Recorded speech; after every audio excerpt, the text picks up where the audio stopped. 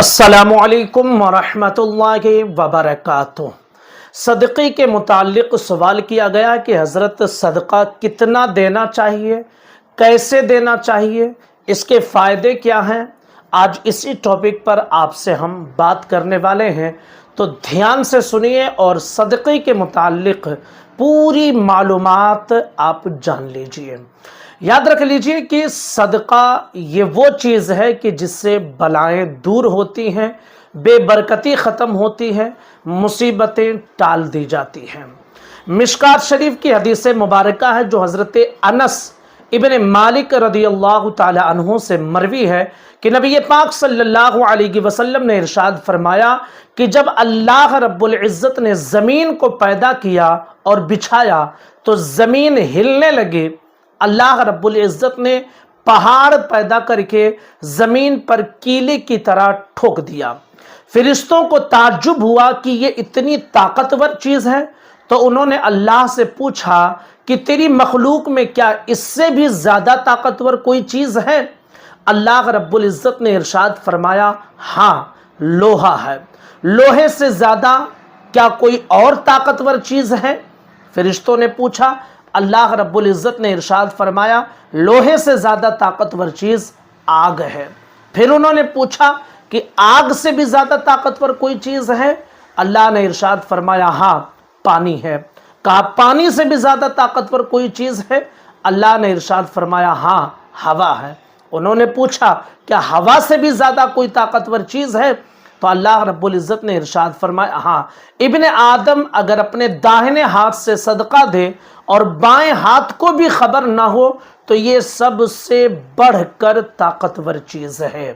यानी इसका मतलब ये है कि अल्लाह रब्बुल इज़्ज़त की रज़ा के लिए, अल्लाह रब्बुल इज़्ज़त की खुशी हासिल करने के लिए अगर कोई सदका देता है, छुपा कर सदका देता है, इतना छुपा कर कि गोया दाहिने हाथ से दे रहा है और बाएं हाथ को खबर नहीं, इसमें दिखावा नहीं है, नियत खालिस है, तो वो सबसे ज़्यादा ताकतवर चीज़ है। अल्लाह के रसूल सल्लल्लाहु अलैहि वसल्लम इरशाद फरमाते हैं, मिशकात शरीफ की ये भी हदीस है, सदका इस तरह गुनाहों को बुझा देता है जैसे पानी आग को बुझा देता है। जहन्नम की आग को सदका बुझा देता है। अल्लाह रब्बुल इज़्ज़त के गज़ब को सदका ठंडा कर देता है। बस शर्त यह है कि जो भी दें अल्लाह रब्बुल इज़्ज़त की रज़ा के लिए दें। अब कोई ज़रूरी ये नहीं है कि आप अगर पैसों से सदका करना चाहते हैं तो 1 लाख या 2 लाख देंगे तभी आपका सदका अदा होगा। नहीं, अगर नीयत अच्छी ना हो तो 1 करोड़ भी दे दें, आपका वो सदका कोई मतलब नहीं है। और अगर नीयत खालिस है और आप सच्ची नीयत से अपनी इस्तिताअत के मुताबिक 1 रुपया भी आप सदका करते हैं तो वो सदका आपके हक़ में फ़ायदेमंद होगा।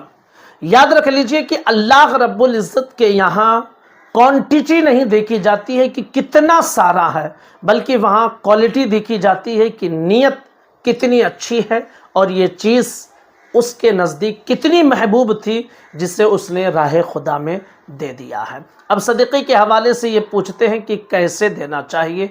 कुछ लोग सर पर घुमा कर सदका देते हैं, तो याद रख लीजिए कि सर पर घुमा कर सदका देते हैं तो भी जायज़ है और बगैर घुमाए भी अगर आप सदका कर देते हैं तो भी जायज़ है।